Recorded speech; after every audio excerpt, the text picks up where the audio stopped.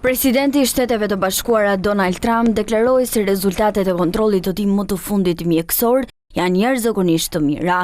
Sipas një raporti të publikuar nga mjeku i Shtëpisë së Bardhë, presidenti 79 vjeçar gëzon shëndet të shkëlqyer me funksione normale kardiake dhe neurologjike, por përmenden disa shqetësime të lehta, përfshirë enjtje të vogla në pjesën e poshtme të këmbëve dhe mavjosje të duarve, por thekson se Trump është plotësisht i aftë për të kryer detyrën presidenciale.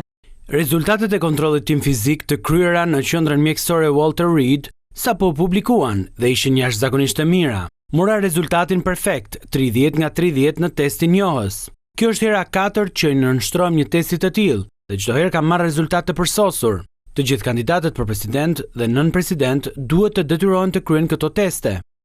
Në muajt e fundit është diskutuar shumë rreth gjendjes shëndetësore fizike dhe mendore të Trump, i cili në fillim të mandatit të tij të dytë u bë presidenti më i vjetër në historinë e SBA-s dhe pretendoi se nuk ndiqte stilin e jetës më të shëndetshme, veçanërisht për sa i përket dietës.